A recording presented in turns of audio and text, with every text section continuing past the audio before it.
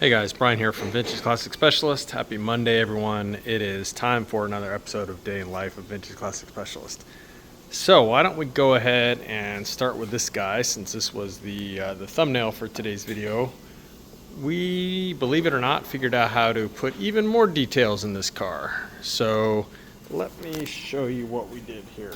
If you follow the channel, you know that the first time we took this car on the highway, we had some oil spray in the motor, and it never did it again. So I'm pretty sure that that it was the rings sealing up when we took it on the freeway the first time, and so it was probably some blow by. And then once they got good and seated, never saw it again. However, being the thorough guys that we are, we decided to go ahead and vent the valve covers. And so there's actually, in the Bentley manual, there's some instructions for how to vent stock valve covers to prevent, blow by or excess case pressure, etc. But we have aftermarket valve covers on here that are made by Speedwell and aluminum ones. So we came up with our own ideas here. We'll roll over here and show you what we did.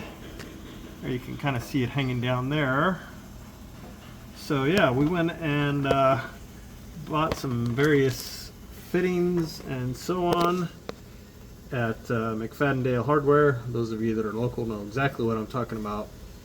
And pretty much made these brass and copper breathers here. So there's one on each valve cover that screws into the top of the valve cover, so the oil would never really be up to that level. So it's not like you have to worry about oil just pouring out. So it's really a breather, in that there shouldn't really be any oil. There may be occasional drips if some oil vapor accumulates in there, but it shouldn't really be any to speak of. But yeah, so that's pretty much what we came up with. So a little NPT plug that we tapped into the valve cover itself. We had to remove part of the top fin on it, and then basically from there we brazed on a little right angle fitting and then a piece of tubing and put a nice little curve on it, so it kind of, flashlight's trying to die, so it kind of hugs the contour of the valve cover.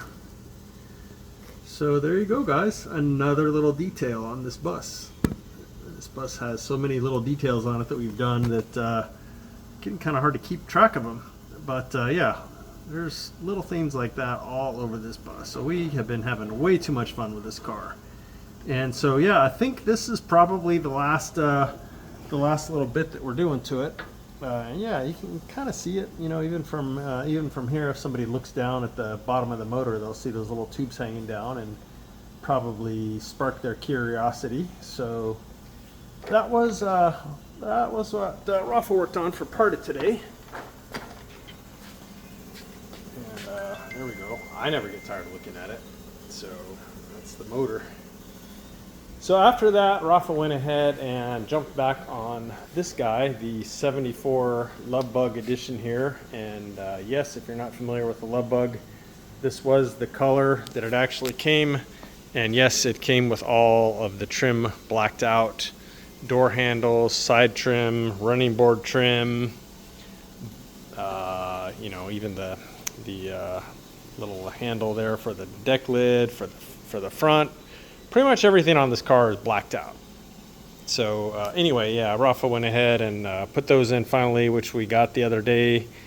And he replaced the turn signal stock, which looks like he's still kind of in the middle of that. The steering wheel is off still, so probably finish that up tomorrow. But yeah, the original turn signal stock, we had high hopes for it. It was in really good shape, but yeah, it wasn't quite working right. So had to buy a replacement aftermarket one. I don't know about the quality of those guys, so we'll see. Fingers crossed anyway that it works. But yeah, so he worked on replacing that as well. And the other thing is, look, finally a pair of very nice original lenses for it that match and everything. We have just been having a heck of a time finding these two lenses for this car, and we didn't want to just put on the reproduction ones that like Wolfsburg West sells. They're okay, but this car is really nice, and we really wanted original.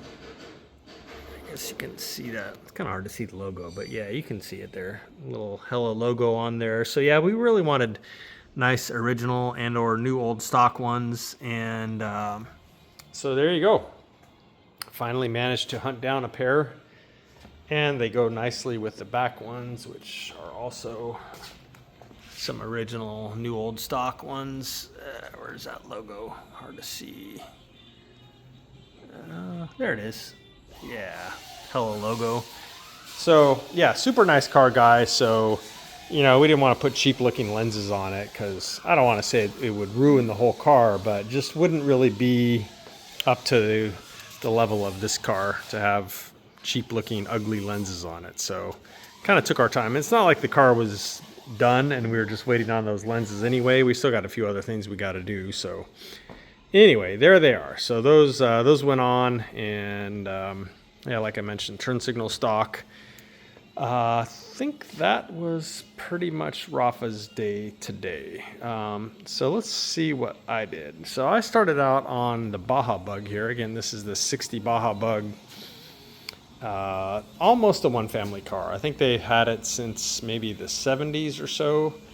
And but anyway, so the car had been sitting for a long time. It was kind of drivable, kind of not. So they brought it in for me to hopefully make it a reliable driving, running, stopping car, doing all the things that cars should do to be safe. And so yeah, previously I had gone through and rebuilt the carburetors, which really needed some love. I replaced all the fuel hoses with new German hose, stuff like that. Pretty much rebuilt the whole fuel system, and took it for a quick spin the other day. It did okay, but felt like it still needed some tune-up on it.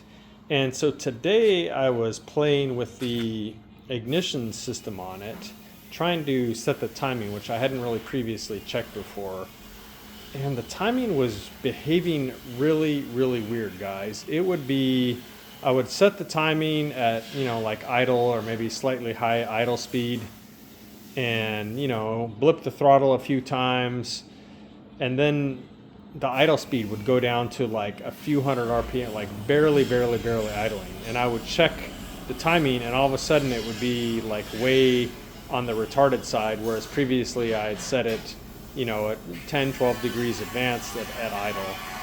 And then, so then I would, kind of scratch my head and go set it again to, 12 or so at idle, and the idle speed would come back up, and then I'd rev the motor, and then the timing would go up to like 35 or something at pretty much just above idle. It would hit like 35 and then not come down again and not advance any further. Just really, really bizarre behavior from the distributor. So finally I took a 009 distributor that we have laying around the shop that we use, just for diagnostic purposes and stuff, and plugged it in, and boom, the timing, I was able to set it, and the motor, idled and revved and everything much better.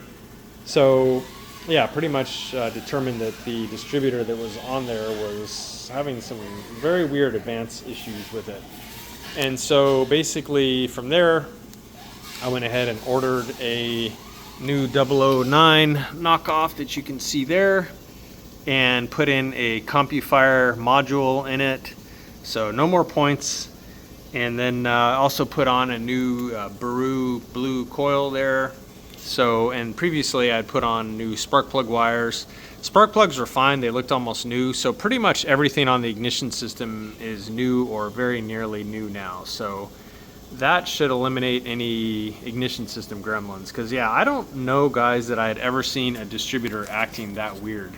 I kind of peeked down inside of it, and I was expecting to see a broken spring or something, but I don't know, something's going on in there, and I'm not really curious enough to tear it apart all the way. But yeah, something very, very weird with the advance mechanism on that old distributor. So now it's got a new one, and now it's got the upgrade of CompuFire electronic points. So win-win there. So yeah, that was pretty much what I did on this one. Another little thing, one of the bolts was missing on the flange here, so I went ahead and replaced that bolt, and then replaced the other two, which were all rusty and crappy looking. So yeah, just some little details like that. The motor still, it runs okay. It's not great. I feel like it may have some jetting issues, but I'm not sure. I need to take it out on the road and drive it and see how it actually drives. But yeah, and then the next thing on here is the brakes. The pedals are super mushy and go almost to the floor. So I don't really want to drive it too much because I'm afraid it may be a little dangerous. If I had to make a quick stop or something, I'm not sure it would stop quickly. So probably hold off on any more messing around with the motor and tuning it until I've got some good reliable brakes on here. So anyway, that was my day on this guy here. The other thing that I worked on, that pile of parts there, is all of the engine tin for this motor, which is of course the 2161 cc fuel injected air conditioning motor for our friend over there, Big Blue. So yeah, I finally did some kind of last little tweaking on the sheet metal, just getting everything to fit really well, and making sure that I had a opening about here, kind of where the stock oil breather would kind of go down. I'm going to use that hole for running some cables related to the EFI system down to underside of the motor. So it's going to be oil temperature, crank position, and then also the harness for the O2 sensor. So those are all going to run through the hole, which is about right there normally for the breather. So that hole, as is often the case with aftermarket tin, was all like wonky shaped, and it was being partially covered by the breastplate and just kind of a mess. And I really wanted to put a grommet in it, so I spent some time making the hole resembling a hole that I could that I could put a grommet in, and then mocked everything up with those cables running through there. It looks great. It's going to be super clean. But yeah, and then just some other little very minor tweaks on the engine tin here and there, just to get everything dialed in, and then stripped it all off. And here it is now in a pile. So probably in the morning I will haul all this engine tin over to our friends at Americoat and go ahead and get all this powder coated. And then, guys, this motor can go together for real. And again, I think we're probably going to dyno it over at AJ's shop, AJ at Low Bucket. Of course, it's his EFI system that he makes. So yeah, I'll probably go get this thing on his dyno once it goes together. And yeah, we'll see what she does and do a little preliminary tuning. So the only other thing that happened, guys, is that, I don't know if I mentioned this the other day. So Jason from Air Cooled Vintage Works, my main IMPI dealer that I use, who these brakes came from, told him about the whole issue that I was having with the adapter fitting going like literally half a turn or a turn into the calipers and then stopping. He took them back to IMPI, and basically they just ended up running a tap through the calipers. That's of course an NPT, 1/8-inch NPT female thread, which is, if you guys are familiar with NPT threads, they're tapered. And so depending on how deep you run the tap into them, that kind of determines how far any fitting, which is also tapered, kind of goes in. It's a taper and a taper. So yeah, basically IMPI just ran the tap into those. And I wasn't really wanting to do it. It's not that I couldn't, but I don't know. I just wanted to let them deal with it, let them solve the issue. And so anyway, Jason brought those back today. They're in that box right there. So now, yeah, the calipers can go back on this car and it can go back together. And yeah, problem solved. So apparently, though, since that was on the calipers, which are made by Willwood, it was actually a Willwood issue, not an IMPI issue per se. Although they do sell the kit that uses Willwood calipers, so it's kind of on them in a way to ensure the quality. But anyway, guys, that's what happened there. So those are back, and much more thread engagement now. I haven't tried them yet, but according to Jason, the threads will go in, kind of by hand, like several turns at least, and then from there you can kind of tighten it down with a a wrench and have plenty of engagement there to be safe and leak proof. So yeah, that's very small update on that one.